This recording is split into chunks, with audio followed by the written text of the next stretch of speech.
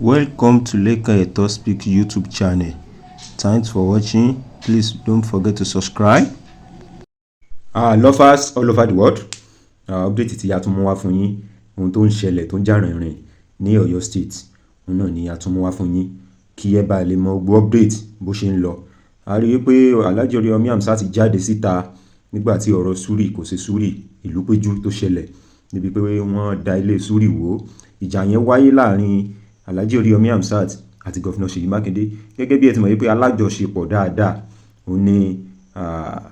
onímọ̀ ìjìnlẹ̀ ẹ̀rọ Gọ́fìnà Ṣèyí Mákindé àti Oríyọmí Hamzat tẹ́lẹ̀tẹ́lẹ̀ kó tó di pé ọ̀rọ̀ òṣèlú wọ̀.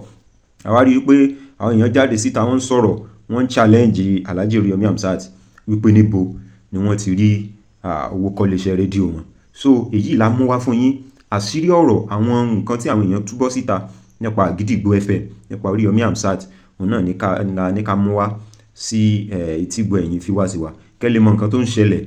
láàrin Gọ́fìnà Ṣèyí Mákindé àti Alhaji Oríyọmí Hamzat. Because àwọn kan tún sọ̀rọ̀ wípé tí wọ́n bá pe àwọn méjèèjì jókòó pé kí wọ́n rojọ́ pé àwọn méjèèjì wọn lè má rọ̀rọ̀ sọ pé bọ̀tún nǹkan tó lágbára ó dà wọ́n pọ̀. So ọ̀rọ̀ lẹ́kùnrẹ́rẹ́ ẹ jẹ́ ká gbọ́. Ẹ béèrè lọ́wọ́ Oríyọmí ibo ló ń ti wá rówó kọ́ radio station. Mo rántí 5 years ago His Excellency Engineer Abiodun Olúṣèyí Mákindé wọ́n jókòó níbi tí mo wà yìí, èmi jókòó níbi tí pásítọ̀ wà yẹn, àwa jọ sọ̀rọ̀ bíi ìṣẹ́jú márùn-ún. Mo rántí àwọn ọ̀rọ̀ live ní orí níjọ́ tá a ṣí ibi òní gangan lọ́pọ̀dún márùn-ún. Mo rántí ìgbà tí wọ́n sọ̀kalẹ̀ níta, mo rántí àwọn ọ̀rọ̀ tí wọ́n sọ níta. Àwa náà rántí ó wà ń bí mi, àwa náà rántí gbogbo àwọn ọ̀rọ̀ tí wọ́n sọ níjọ́ náà. Mo rántí tí wọ́n sọ nígbà tí wọ́n wọnú ọ́fíìsì mi gangan. Àwọn ọlọ́pàá pọ̀, wọ́n ṣe gàràgàrà kí ó sì gàràgàrà báwọn ọlọ́pàá ṣe máa ń rìn yẹn. Bẹ́ẹ̀ ni àwọn èrò náà pọ̀ tí wọ́n tẹ̀lé gómìnà. Èmi wá rọra rìn sẹ́yìn díẹ̀. Nígbà tí wọ́n wọnú ọ́fíìsì mi, ó kù ọ̀túnla tí wọ́n wá ṣe. Mo sọ fún gómìnà pé mo fẹ́ kẹ́ ẹ ṣí ní ọjọ́ báyìí. Ọjọ́ ìbọjọ́ tọ́ọ̀sì pé wọ́n láwọn níbi táwọn ń lọ ṣùgbọ́n àwọn gbìyànjú àti wá. Lóòótọ́ ni wọ́n pẹ́ kí wọ́n tó dé. Àti wà ń bí látàárọ̀ tọ́pọ̀lọpọ̀ èèyàn jókòó ṣùgbọ́n wọ́n débi aago 5 rọ̀lẹ́. Bẹ́ẹ̀ làwọn èèyàn bínú, inú àwọn èèyàn dùn. Torí mo fẹ́ kó jẹ́ pé iléeṣẹ́ rédíò Àgídìgbo ni ó jẹ́ first private radio station tí sitting governor máa ṣí ní Ìbàdàn nípínlẹ̀ Ọ̀yọ́. Ọlọ́run sì jẹ́ orí bẹ́ẹ̀. Nígbà tí wọ́n sọ̀rọ̀, wọ́n jáde nínú ọ̀rọ̀ wọn pé gbogbo ìgbà tí mo bá wá sí corridor power tí mo bá wá rí àwọn àtàwọn tó ń ṣèjọba, mo wá béèrè ẹ̀tọ́ aráàlú ni kì í ṣe ẹ̀tọ́ mi. Ó jáde nínú ọ̀rọ̀ wọn àwọn ìgbìyànjú mi tí káwọn tó di gómìnà. Ó jáde nínú ọ̀rọ̀ wọn pé mi ò gba contract lọ́wọ́ àwọn láti ìgbà táwọn ti ń ṣèjọba. Ó jáde nínú ọ̀rọ̀ wọn àwọn ìgbìyànjú mi tí mo ṣe gan tèmi gan mọ̀ pé wọ́n rí tó bẹ́ẹ̀.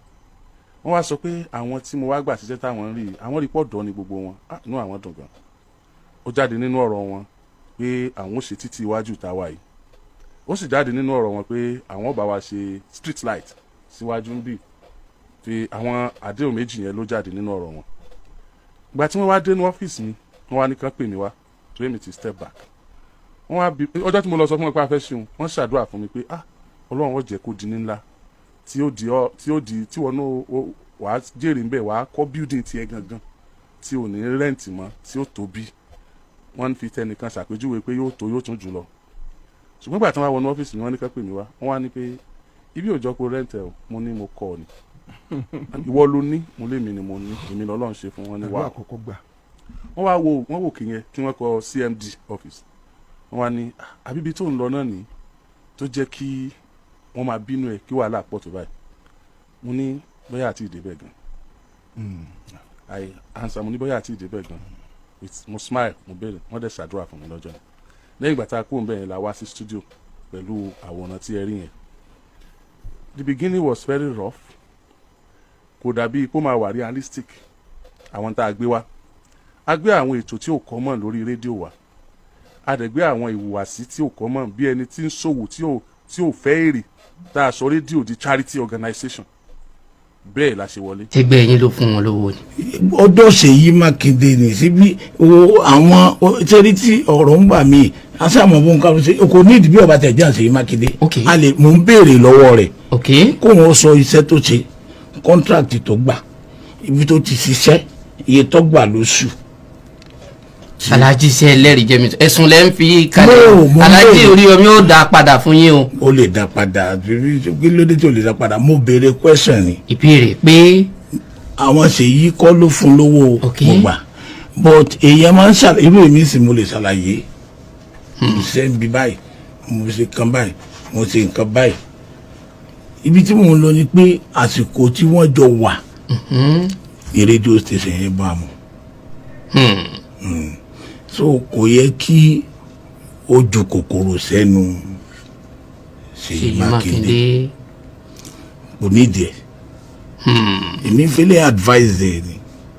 tó máa lè sọ pé Ṣèyí Mákindé ò ṣe nǹkan kan fún un nígbà tá à ń ṣe campaign òun àti ìyá arúgbó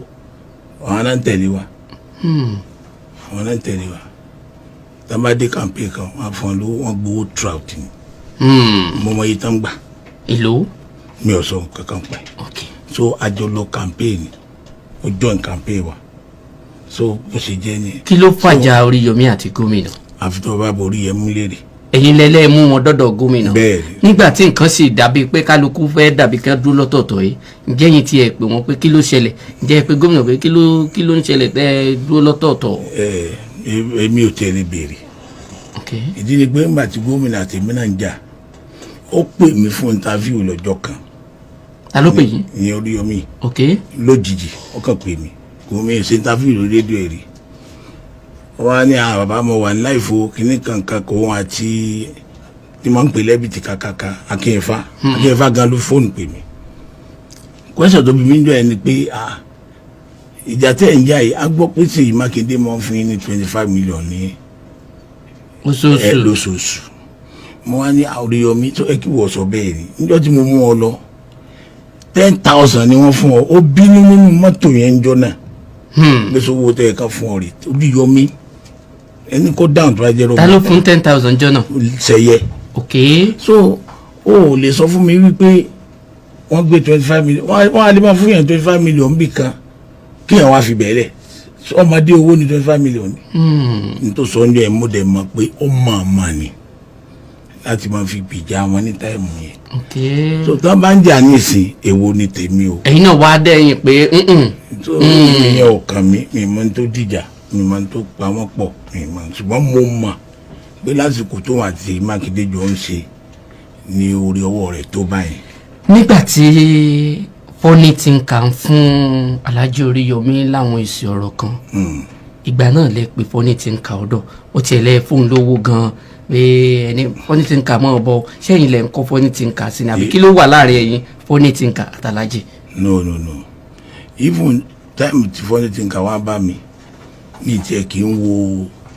kọ́ńtẹ́ǹtì ẹ̀ ó ń borí Yọmí mi mọ bó ṣe jẹ́ ṣùgbọ́n gbogbo èèyàn ó dàbí cybercroft sí àná ni mo rí àbí àná ni mo mọ̀ rí ṣùgbọ́n látijọ́ tó ti máa ń bá mi sọ̀rọ̀ lórí fóònù ni mo ti máa ń ṣe dáadáa pẹ̀lú ẹ̀ mi ìdẹ̀ torí ẹ̀ nìkan wá pé wàá gbà àmọ́ wọ́n ṣe dáadáa pẹ̀lú ẹ̀ ṣùgbọ́n mi torí ẹ̀ pé kó wá bá mi tí mo kọ́dọ̀ Adélabú ló wà ṣùgbọ́n pàtó wá fún ara rẹ̀ nísìnyí tó sọ fún pé òun fẹ́ bá mi ṣe kí n lé ni gẹ́gẹ́ bẹ́ẹ̀ lọ̀rọ̀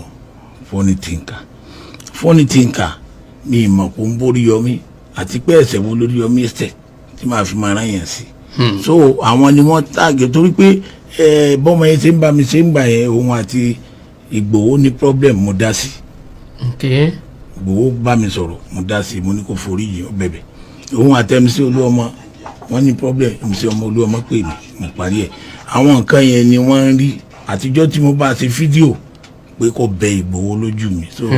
so kì í ṣe pé Funny Thinker ọmọ mi gbogbo àwọn tó kì í ṣe Funny Thinker nìkan sàṣàlẹ̀ tó wà lórí kíní tí ọmọ mi rí a lè má jọ ríra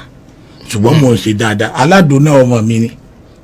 ṣé wọ́n ti rí aládùn kọ gbogbo nǹkan yẹn gbogbo èèyàn èmi kàn láìkì wọn. Oríyọmí Hamzat n tó fẹ́ ṣe ni pé kó kàn wá kó hijack party yẹn kó hijack structure ẹgbẹ́ kó dẹ̀ máa fi ṣe nǹkan tó wù ìfá òde sí nǹkan tá a ti rò pé ó dà pé wọ́n ràn wá ni ọwọ́ tí ó bẹ̀rẹ̀ sí ní gbé a rí i pé òun gan kò rílì nífẹ̀ẹ́ ẹgbẹ́ bá a ṣe rí ìgbà tó ráwọn ọ̀wà tó ń borí Oríyọmí bàbá wò lókèèrè olùdójú wọn yóò sọ pé ọmọlúàbí pọ́nbélé áńgẹ́lì ni ṣé kí wàá sáńgẹ́lì ní tá à ń rò pé ó jẹ́ òun kọ́ ló jẹ́ pásítọ̀ àkọ́kọ́ tí ó mọ sọ̀rọ̀ sí executive ẹgbẹ́ ṣàràṣàrà àwọn ọ̀rọ̀ tí ò ṣe é gbọ́ despite pé wọ́n ń ṣàwọn àwa mọ̀nàmọ́ná náà láti pé òun á pè é kí ló ń ṣẹlẹ̀ wàá pàdé tí ẹni fi sọ pé òun fẹ́ jáde ṣé kò ń ṣe pé tí àwọn rò ló fẹ́ ṣẹlẹ̀ yìí kí wọ́n sọ pé bẹ́ẹ̀ nìkan mú tíkẹ́ẹ̀tì dání ni ṣé kò ń fẹ́ ṣẹlẹ̀ yìí ó dẹ̀ dínà ẹ̀ ó lè wọ́n mọ̀ kankan pa ẹ̀. ibi tí wọ́n ti lọ ṣèpàdé yẹn ẹni tá à ń gbọ́ wípé ó fẹ́ sponsor ẹ̀ fún election ibẹ̀ náà ti lọ ṣe ìpàdé yẹn ẹni náà dẹ̀ wà ń bẹ̀ ó jẹ́ kékeré yẹn rú wa lójú gan. ọ̀nà fàdáwò ṣe nílẹ̀ sọ̀rọ̀ rẹ̀. bẹ́ẹ̀ ni kó tẹ̀tọ̀ wá di pé ẹni yẹn sọ pé òun join race ọ̀nà Kúnlé Búsàárì ń tiẹ̀ láti bí oṣù mélòó kan sẹ́yìn. ìyẹn ni gudugudu ni. bẹ́ẹ̀ ni ìyẹn ti darapọ̀ mẹ́gbẹ́ ó dẹ̀ lọ formally nígbà tó lọ sí meeting wọn ní local government wọn. wọ́n ní Ìbàdàn south west. south west ló wà ní ward 4. ó lọ meeting wọn mílíọ̀nù kan náírà ló fún wọn bẹ́ẹ̀ nígbà tó darapọ̀ mẹ́gbẹ́. ìgbé owó àlejò ní ṣẹṣẹ lè gbà wọlé o. ṣẹ́gẹ́ kan wọ́n dẹ̀ gbà wọlé tìlù ti fún tayọ̀tayọ̀. so CP yẹn ló dé kàn. CP gan ló dé kàn kí ó ti ń ṣe gudugudu. yàtọ̀ bí Búsàárì ṣe dé ó ní òun fẹ́ ṣe gómìnà bẹ́ẹ̀ bá wọnú ẹgbẹ́ wa bẹ́ẹ̀ ṣe rí bẹ́ẹ̀ bá fẹ́ jáde fún pààrẹ ambition ni kò sẹ́ni tí ó dá dúró náà. àbálamọ́ ń dànù ẹ̀dá alábàánù nígbà tó yá TCP gba fọ́ọ̀mù ọ̀sán polisi ó ṣe ní níbi tá a fẹ́ rí Yọmídé 90% of nǹkan tó fẹ́ olùbáfẹ́ because torí pé wá data submit list nǹkan tó fẹ́ fún ìyá ìyẹn leader wa Onígbà Àjàjà nígbà tí ìyá máa yẹ̀wò pẹ̀lú list táwọn agbára sọ pé a fẹ́ present 90% of nǹkan tó fẹ́ ló wà nínú list àwa náà tó bá fẹ́ nǹkan 100 tí wọ́n gba 19 bẹ̀ tẹ́gbẹ́ wa mú 10 ẹjọ́ kí ló tó dé wọ́n dẹ̀ tún bá a fa wàhálà lé lórí náà ó fẹ́ gba nomination for Abuja kò bá sọ kankan ṣé ìyẹn Oríyọmí nígbà tí Kúnlé Búsàárì tó fẹ́ lọ gba fọ́ọ̀mù tiẹ̀ ó pe alága lọ́tọ̀ ní pẹ̀lú ìyá Àjàjà gan ló mú lẹ́yìn lọ sí Àbújá sórí Yọmí gudugudu. ẹ má dá wọn lóhùn ìyá Àjàjà tẹ̀ lórí Yọmí lọ sí Àbújá láti lọ gba fọ́ọ̀mù tiẹ̀ nígbà tí ìyá Àjàjà máa ní táwọn à ń gbọ́ èmi pé ìyá Àjàjà wípé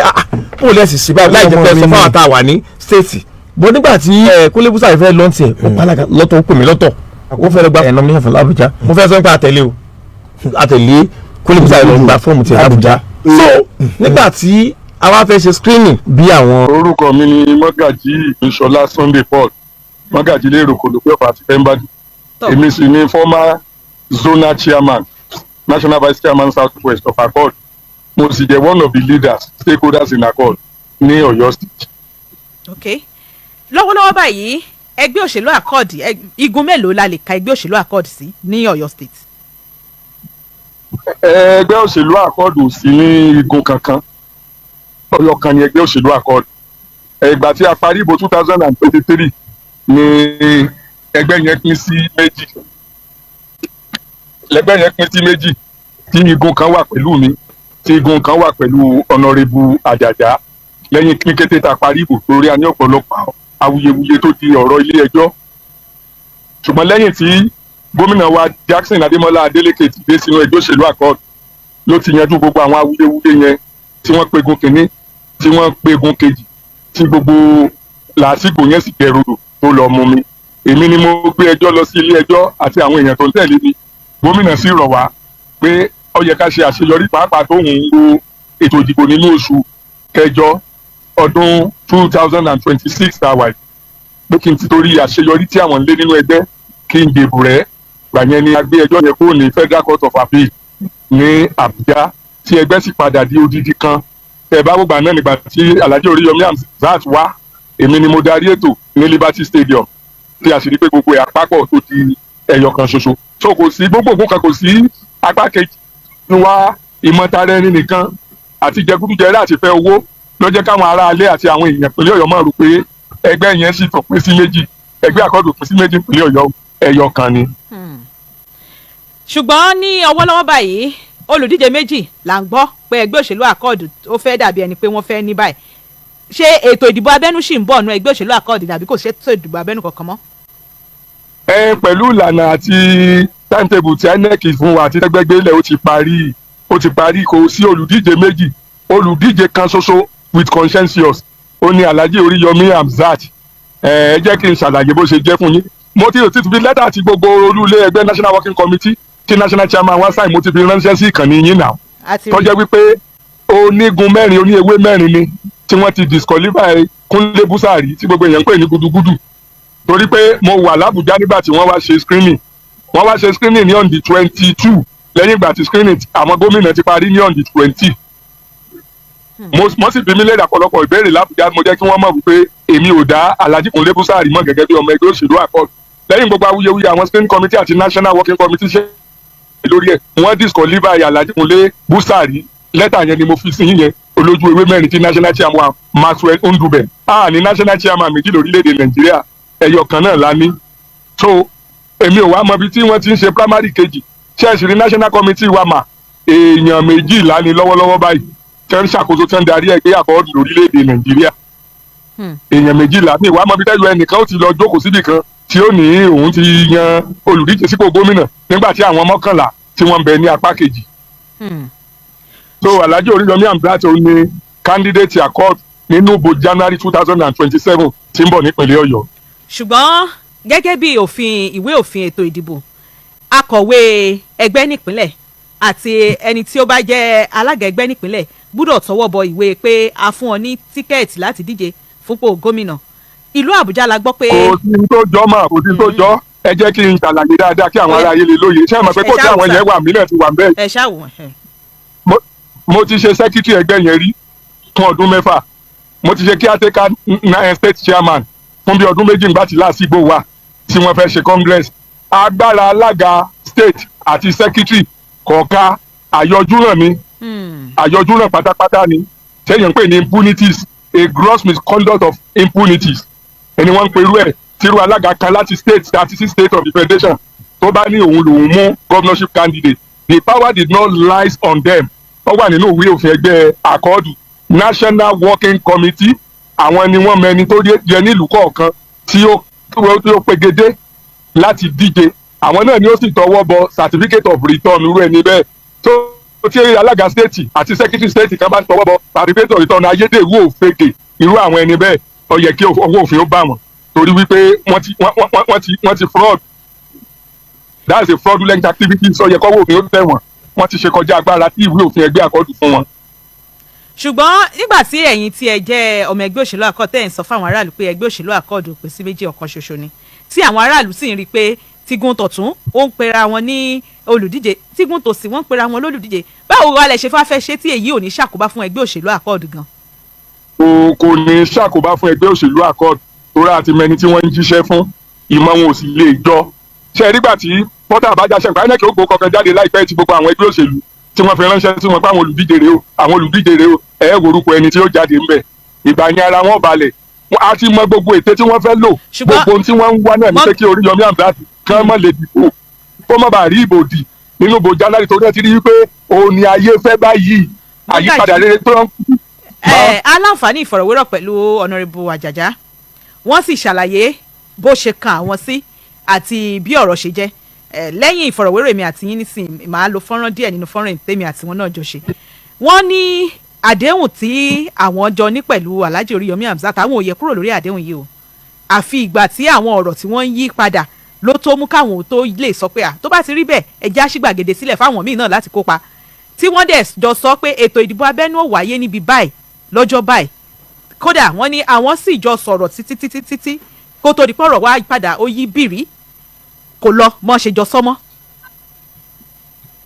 ẹ jẹ́ kí n sáré ṣẹ́yìn ẹ̀nì náà nǹkan kan mà ṣé ẹni tó jẹ́ ojúlówó ọmọ ẹgbẹ́ tí wọ́n máa ń pè pé kó wá díje pẹ̀lú ẹni tí kì í ṣọmọ ẹgbẹ́ tẹ́gbẹ́ ọ̀dà mọ̀ ṣé ẹni yẹn á sì jọ̀ǹda ara rẹ̀ àwọn méjì lójúlówó ọmọ ẹgbẹ́ tá a mọ̀ ẹni tí ó jẹ́ ojúlówó ọmọ ẹgbẹ́ kò lè fi ra rẹ̀ lẹ́kọ̀ọ́ jọ̀ǹda ara rẹ̀ láti lọ díje pẹ̀lú ẹni tí kì í ṣọmọ ẹgbẹ́ toró ti mọ ìwọ̀n wọn tẹ́lẹ̀ pé ètekéte ó ti lọ́wọ́ ètekéte nínú CP retired owó ṣe é ní Fatai wọ́n ṣe gbogbo ojúṣe wọn wọ́n gbé ẹgbẹ́ yẹn lárugẹ gan nígbà tí wọ́n dé ó yẹ kó jẹ́ primary lóòótọ́ ṣùgbọ́n pẹ̀lú àjọsọ pé primary máa ń dá burúkú àti wàhálà lẹ̀ a pe àwọn candidate méjèèjì kan wọ́n lè gẹ́gẹ́ bí àgbà àti òye àti àgbo olóṣèlú àti àgbà ọmọ Ìbàdàn CP ní kí Oríyọmí so wọ́n withdraw láti ṣe primary àdẹ̀rí pé consensus candidate ló máa kú nínú èèyàn méjì tí ẹnìkan ti sọ pé òun jábẹ́lẹ̀ lẹ́yìn ẹ̀ ni iṣẹ́ wọn wá jẹ́ tẹ́rí àsìkò ọ̀rọ̀ tí tó tí àsìkò ọ̀rọ̀ bá tó màá jáde síta àwọn tí wọ́n bá mọ̀ pé kò rí bẹ́ẹ̀ kan náà jáde pẹ̀lú mi ní gbogbo gbàgede orí station mo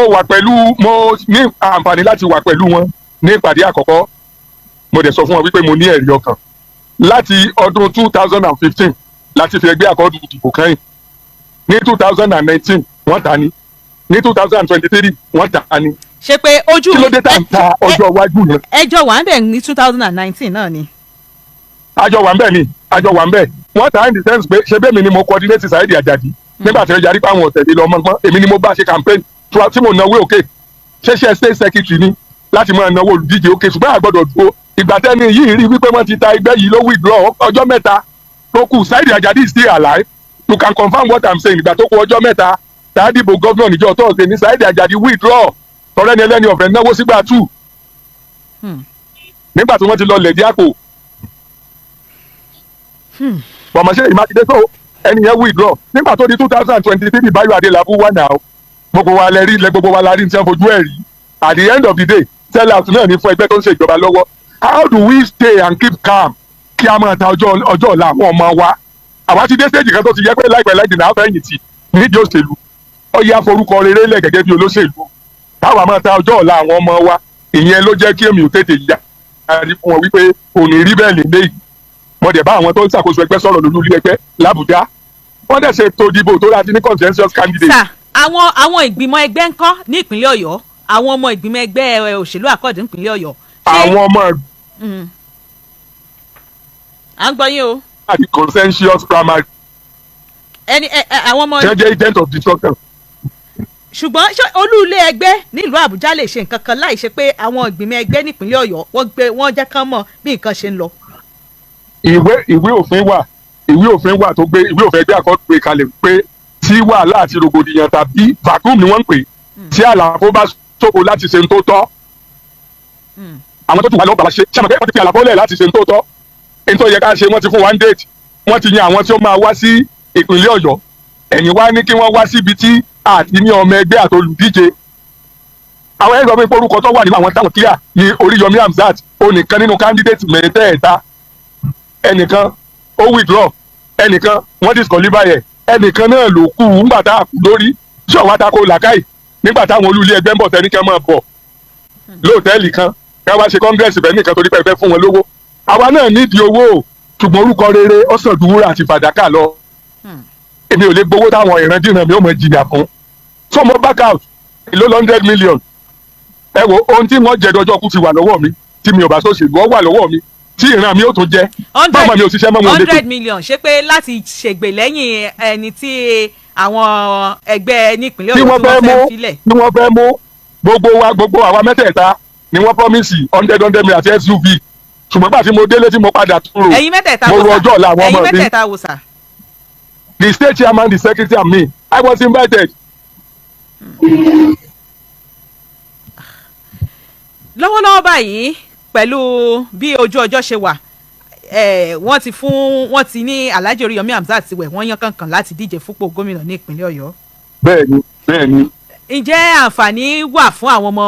yálà ilé ìgbìmọ̀ aṣòfin ni ilé ìgbìmọ̀ aṣojú ṣòfin ni àtàwọn tó jẹ́ pọ́n fẹ́ díje fúnpò míì ní ìpínlẹ̀ Ọ̀yọ́ ń bò lọ́rọ̀ tí wọ́n dé dúró. nínú gbogbo àwọn national assembly wàá conduct primary wọn Amos Olúdáre. alofas all over the world ọ̀rọ̀ náà ni ẹ ti gbọ́ lẹ́kùnrẹ́rẹ́ gbogbo bí ọ̀rọ̀ ṣe ń lọ nínú ẹgbẹ́ Accord Party gbogbo ẹ̀ náà ni àwọn èèyàn ń jáde tí wọ́n ń sọ nípa Alhaji Oríyọmí Hamzat kí Ọlọ́run bá kó ṣàánú yàn àwọn èèyàn ní wípé kò sí nǹkan tó bò nílé ayé tí wọ́n bá yọ nǹkan ṣe tó rò pé ó yọ ṣe irọ́ ni àwọn kan wà tó jẹ́ pé ọwọ́ wọn ni wàá ṣe sí àdétẹ́yìn bá dẹ̀ fẹ́ gbọ́ ìtàn wọn ni tó bá fẹ́ gbọ́ tàn tó fẹ́ mọ gbogbo bó ṣe ń lò gbèsè ayé rẹ̀ bọ̀ láti bíi 70 years ago tó fẹ́ mọ̀ wọ́n ní kó jáde kó ló fẹ́ ṣòṣèlú kó ló fẹ́ díje fún ipò kan kódà ó ti wá kéré ju ipò kánsílọ̀ àwọn èèyàn ràn létí lọ́jọ́ tó tẹmọ̀dì ẹ̀pá ládùúgbò so kọ́ ló ṣàánú wa yín tẹ́ bá ṣe ń darapọ̀ mọ́ channel wa òun náà láti mú wá fún yín kí ni opinion tẹ̀yin nípa nǹkan tó ń ṣẹlẹ̀ ní Ọ̀yọ́ state because agbára yìí ó le débi wípé wọ́n ti ń bára wọn jà wọ́n ti ń wára wọn káàkiri débi wípé pátì kínní pátì kejì wọ́n ti ń sọ wípé àwọn kan ti ń rán oníṣẹ́ ikú sẹ́nì kejì nínú ara wọn kọ́ ló ṣàánú ẹ̀mọ̀ òṣèlú kò sí tí wọ́n nífẹ̀ẹ́ mú wọ̀ tán so ẹni tẹ́ bá ṣe ń darapọ̀ mọ́ channel ẹ bá wa subscribe ẹ like ẹ comment so ọ̀rọ̀ ni àwọn yẹn ti sọ kalẹ̀ lẹ́kùnrẹ́rẹ́ so I really appreciate supporting you so far we love you all thanks for watching.